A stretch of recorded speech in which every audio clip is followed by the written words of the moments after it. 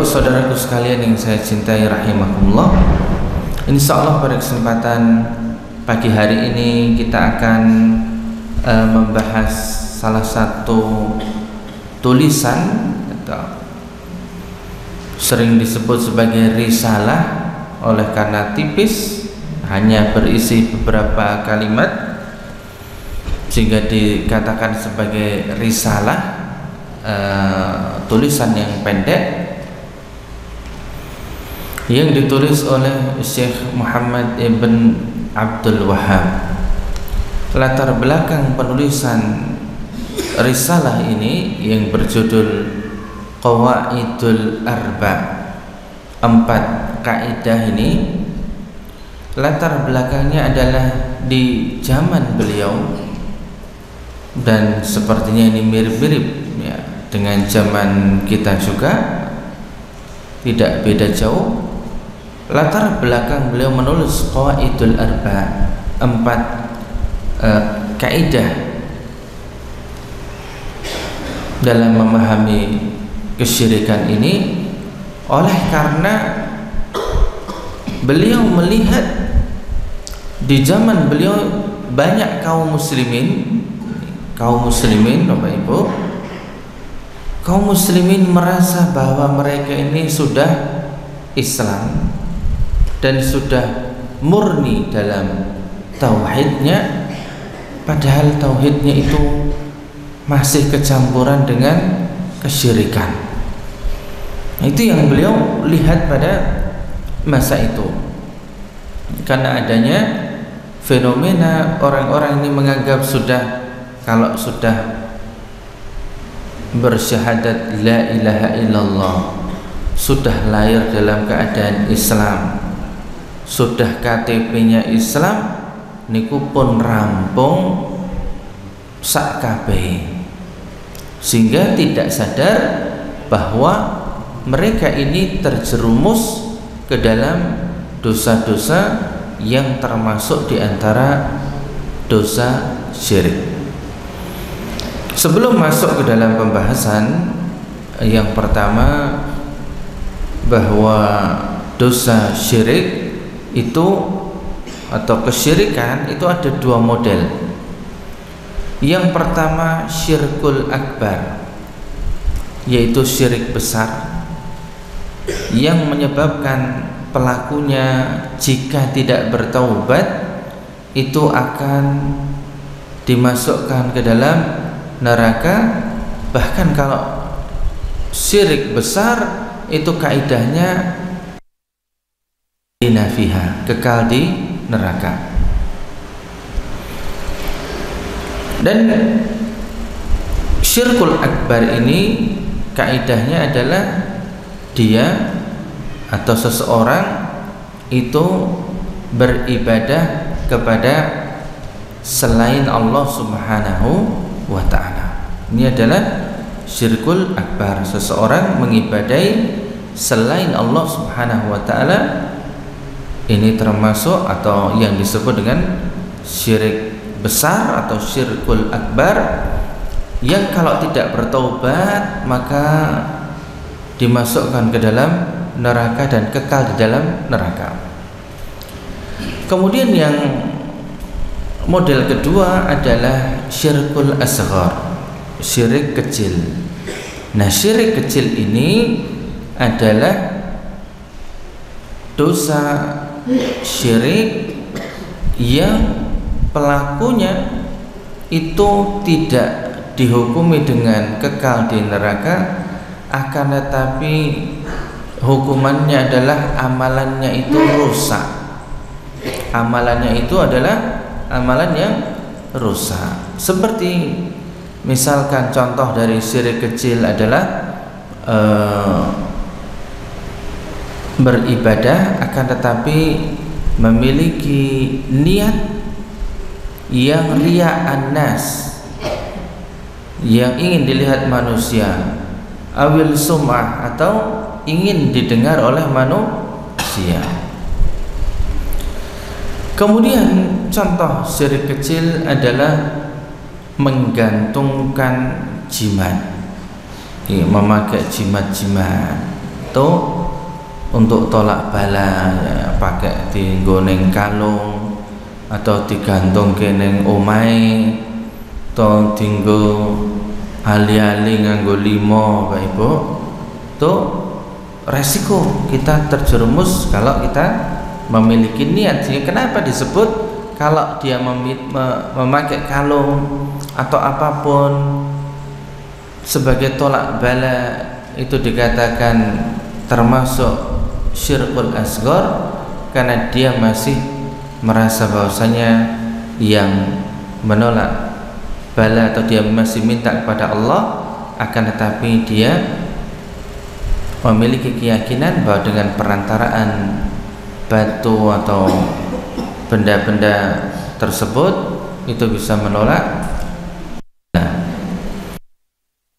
yang kedua yang paling penting adalah ini patut kita pegang ketika kita membahas bab masalah syirik. Itu bukan berarti kita memvonis seseorang itu musyrik, mesti langsung pelaku kesyirikan, pelaku dosa syirik, kemudian langsung kita vonis ki musyrik kekal di neraka. Tidak demikian. Yang kita pelajari ini namanya pelajaran takfir secara mutlak. Kita menghukumi amalan. Adapun orang per orang itu keadaannya beda-beda, disebut dengan takfir muayyan. Kita menyebut seseorang itu dia melakukan dosa syirik kemudian masuk musyrik, itu butuh kepada pendalaman ya. Kalau zaman dulu ya, di pengadilan atau oleh ulama, kenapa kok ada demikian dan demikian, sehingga tidak otomatis kita membahas masalah syirik langsung kain rokok. Tidak demikian. Demikian pula kalau kita mengatakan suatu amalan itu bid'ah, berarti melazimkan Anda ini menerakakan saya. Tidak demikian.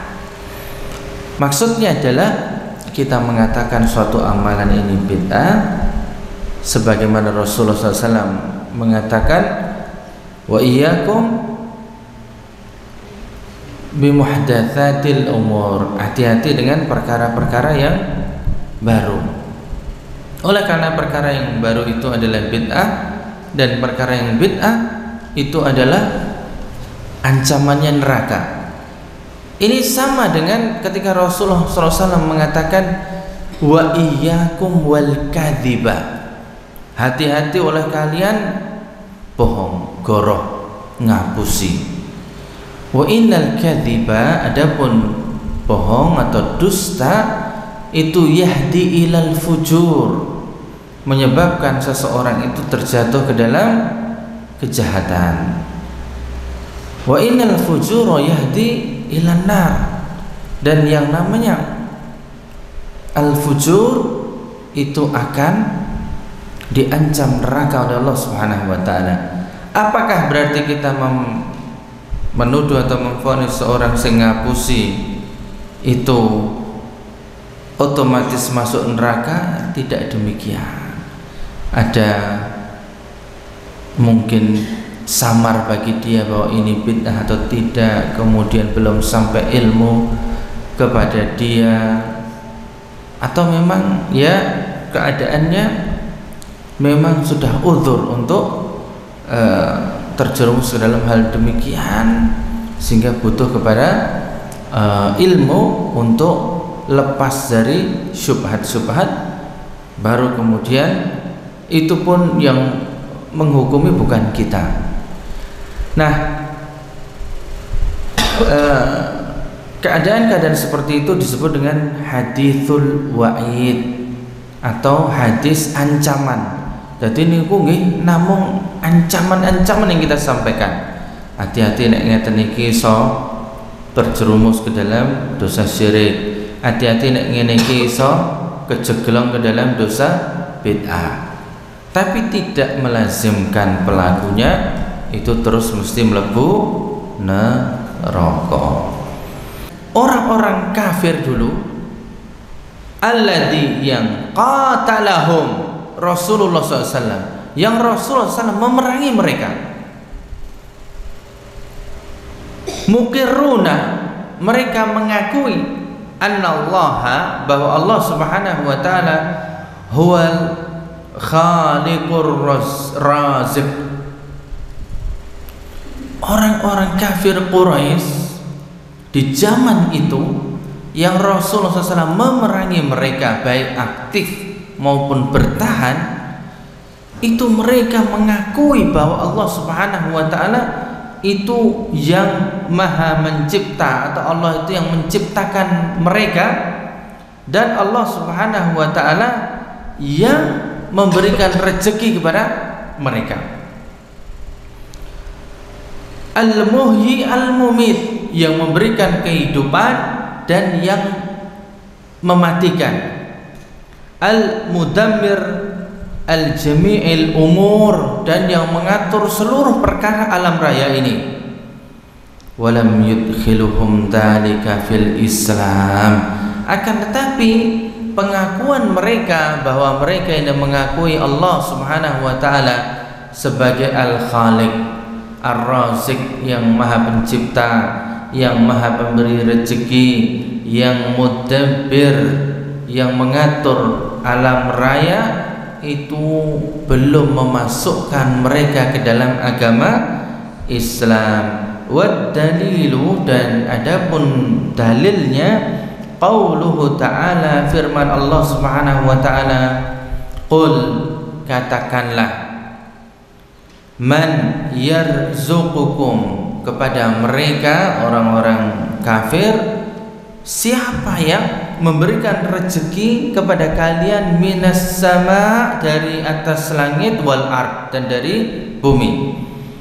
Amman yamliku sam'a, dan siapakah pemilik langit, wal absar, dan siapakah yang memiliki seluruh yang bisa hidup di dunia ini, yang bukan pemilik langit, akan tapi siapakah yang Allah Subhanahu wa ta'ala kuasa dalam menciptakan as-sama' wal basar, yang menciptakan pendengaran dan penglihatan. Kita ini, Bapak Ibu, kita hidup di dunia ini memiliki kenikmatan, bisa melihat dunia, keindahan dunia, bisa mendengarkan, ini semuanya adalah kenikmatan dari Allah Subhanahu wa ta'ala.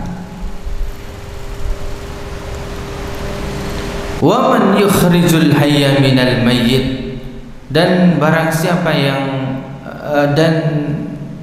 menghidupkan dari yang mati, wa yukhrijul mayyita minal hayy, dan yang mematikan dari kehidupan, wa man yudabbirul amru, dan siapakah yang mengatur seluruh kehidupan dan alam raya ini, fa sayaquluna Allah, mereka pasti akan mengatakan Allah.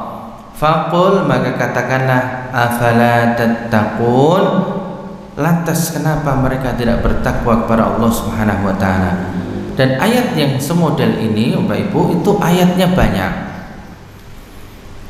Wala in sa'altahum, kalau engkau bertanya kepada mereka, wahai Muhammad, man khalaqas samawati wal ard, siapakah yang menciptakan lapisan langit dan yang menciptakan bumi, maka fasayaquluna Allah, mereka pasti akan menjawab Allah.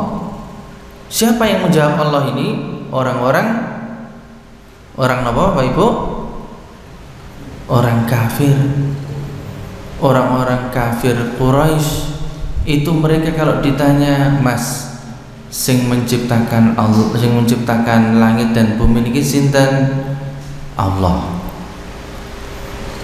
Terus yang memberikan kehidupan Allah. Terus yang memberikan rezeki ini Allah berdasarkan ayat-ayat di atas. Dan bukti yang lain, mereka menyebut Ka'bah di zaman jahiliyah juga sebagai Baitullah. Mereka kalau bersumpah, mereka juga mengatakan Wallah, demi Allah. Mereka menamai anak mereka dengan Abdullah, hamba Allah.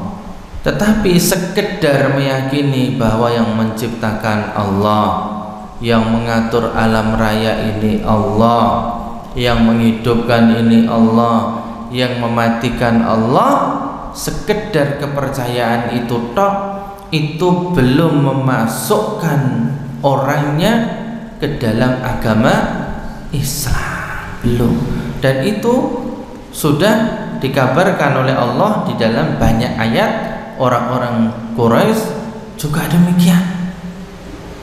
Kita lihat di kaidah yang kedua, al-qaidatu tsaniyah, annahum yaquluna, sesungguhnya mereka ini berkata, ma da'awnahum wa tawajjahna ilaihim illa li talabi al-qurbati wasyafa'ah. Nah, orang-orang kafir Quraisy itu, mereka kalau ditanyakan kepada mereka, kok Anda itu menyembah Lata, Uzza, Manat, mereka mengatakan ma da'awnahum, kami ini tidak berdoa kepada mereka, kami ini tidak meminta kepada berhala-berhala tersebut, akan tetapi illa li talab, untuk meminta al-qurbah wasyafa'ah, meminta kepada berhala-berhala tersebut yaitu kedekatan dan syafaat. Nah, kita lihat fadalilu al-qurbati qawluhu ta'ala, dan dalil mereka ini mengharapkan qurbah, kedekatan, apa yang dimaksud kita lihat dalam surah Az-Zumar, walladzina ittakhadhu, dan orang-orang yang ittakhadhu, mengambil, min dunillahi atau min dunihi auliya. Auliya ini jamak dari wali-wali, dalam hal ini yang mengambil pelindung selain Allah Subhanahu wa ta'ala. Mereka mengatakan ma na'buduhum, kami tidak menyembah mereka, kami tidak mengibadahi berhala-berhala tersebut. Bahasa sekarang, sorry ya, saya itu tidak nyembah Lata, tidak nyembah Uzza, tidak nyembah Manat, sorry. Illa, kecuali kami ini liyuqarribuna ilallahi zulfa, kami ini ingin mendekatkan diri kepada Allah sedekat-dekatnya lewat perantaraan Mbah Lata, Mbah Uzza, Mbah Manat. Jadi mereka kalau dikatakan, oh, kamu nyembah mereka, oh, sorry Mike, sorry, enggak, kami enggak nyembah, tapi kami ingin mendekatkan diri kepada Allah ning lewat perantaraan berhala tersebut. Innallaha, sungguhnya Allah Subhanahu wa ta'ala, yahkum bainahum, yang akan memutuskan perkara di antara mereka, fima hum fihi yahtalifun, apa-apa yang mereka perselisihkan. Innallaha, sesungguhnya Allah Subhanahu wa ta'ala, la yahdi, tidak akan memberikan petunjuk, man huwa kadzibun kafar, kepada orang-orang yang mereka ini berdusta dan kafir. Bapak Ibu yang saya cintai rahimakumullah, apalagi kalau kita melihat bahwasanya di zaman Nabi Nuh pun juga demikian, ketika mereka mengatakan sebagaimana firman Allah Subhanahu wa taala dalam surah Nuh, wala tadaruna alihatakum wala tadaruna waddan wa la suwa'an wa la yaghutha wa ya'uqa wa nasra. Berhala-berhala di zaman Nabi Nuh itu mereka dahulunya, kata Ibnu Abbas, kanu, mereka ini berhala-berhala tersebut termasuk berhala di zaman Nabi Muhammad SAW dulunya salihun, adalah orang-orang saleh yang mereka itu ketika mati kemudian orang kaum sesudahnya itu setan masuk ke dalam mereka, kemudian bisikkan untuk bangun kuburannya, kemudian setan masuk lagi di generasi berikutnya yang hanya melihat kuburan orang soleh ini, kemudian membuatnya menjadi sanam berhala yang diserupakan dengan orang soleh tersebut, dan setan masuk di generasi berikutnya dan mengatakan ini adalah yang memberikan kepada kalian rezeki, sehingga jadilah berhala-berhala itu diibadahi selain Allah Subhanahu wa taala, meskipun mereka juga menyembah Allah Subhanahu wa taala. Dan mereka kalau dikatakan kowe nyembah orang, saya itu cuman ingin lebih dekat kepada Allah, ning ya lewat mereka-mereka ini. Wa dalilu syafa'ah, adapun dalil mereka itu mengharapkan syafaat. Wa ya'buduna min dunillahi ma la yaturruhum wa la yanfa'uhum wa yaquluna haula'i syufa'auna indallah. Mereka yang menyembah, beribadah kepada selain Allah, yang la yaturruhum wa la yanfa'uhum, semua Bapak Ibu sing diibadahi, diberikan ritual kepada mereka itu la yadurruhum wa la yanfa'uhum, tidak bisa memberikan madarat, tidak bisa memberikan manfaat. Selain Allah enggak ada. Allah tegaskan lagi, mereka itu jane mengibadahi zat sing ora iso apa-apa. Kemudian mereka mengatakan haula, ini berhala-berhala ini, syufa'auna, yang nanti akan memberikan syafaat kepada kami nanti. Dan kita tahu bahwa tadi berhala tersebut ya, contohnya adalah Lata, Uzza, Manat, dulunya adalah orang-orang baik zaman dulu. Mereka memberikan persembahan atau khidmah niku napa niku, servis bagi jamaah-jamaah haji di zaman jahiliyah. Ini orang-orang baik, tetapi mereka kemudian dijadikan personifikasi berupa sonam, bisa berupa batu, bisa berupa kuburannya. Yang penting mereka ini memiliki dua kesalahan, yaitu yang pertama, kami mengibadahi berhala ini untuk qurbah, mendekatkan diri kepada Allah, dan yang kedua, kami mengharapkan syafaat dari mereka, kami minta kepada mereka syafaat. Ini yang mesti kita hati-hati. Nah, jangan sampai kita sebagai seorang muslim itu terjerumus fi hadhihi syabakah, ke dalam jeratan dosa syirik ini. Qul atunabbi'una Allaha bima la ya'lamu fis samawati wala fil ardi subhanahu wa ta'ala amma yusyrikun.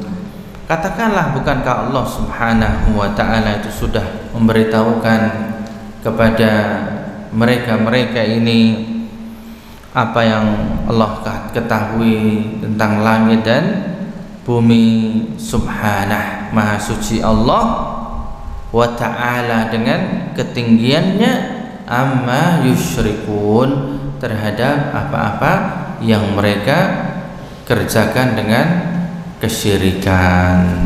Bapak Ibu, ini adalah dua kaidah yang pertama, dan ada dua kaidah yang lainnya tentang kesyirikan orang-orang terdahulu. yang ternyata di zaman sekarang pun kita berharap jangan sampai kaum muslimin terjerumus ke dalam dosa syirik ini, sehingga kita tentu terapkan kepada diri kita terapkan kepada keluarga kita, kemudian kita sampaikan kepada kaum muslimin. Ada ayat-ayat Allah Subhanahu wa taala bahwa yang pertama, dahulu orang-orang kafir Quraisy meskipun mengakui Allah sebagai Rabb, sebagai Tuhan, tetapi mereka tidak mentauhidkan Allah dalam ibadah, maka tidak disebut sebagai muslim, belum memasukkan mereka ke dalam Islam. Hanya mengakui Allah sebagai pencipta belum cukup untuk memasukkan mereka ke dalam agama Islam, kecuali apabila mereka mentauhidkan atau mengesahkan Allah dalam ibadah. Kemudian yang kedua, kaidahnya mereka itu ketika menyembah berhala-berhala itu mereka tidak mengatakan atau menolak kalau dituduh kamu mengibadahi Lata Uzza, ya toh? Mereka mengatakan enggak, kami tidak mengibadahi, tapi kami itu ingin mendekatkan diri kepada Allah dan kami meminta syafaat kepada mereka sehingga kami nanti selamat ketika ketemu Allah.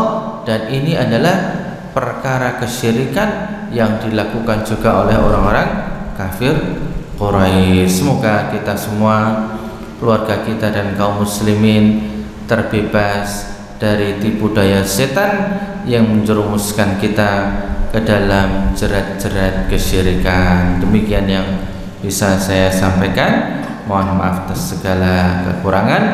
Apabila ada kesempatan yang lainnya bisa kita lanjutkan di kesempatan yang lainnya. Moga-moga bisa bermanfaat bagi kita pribadi dan kepada panjenengan semua sebagai kader-kader doa, sebagai mubalik untuk mengajak kepada Islam dan tauhid yang murni. Wabillahi taufik wal hidayah. Assalamualaikum warahmatullahi wabarakatuh.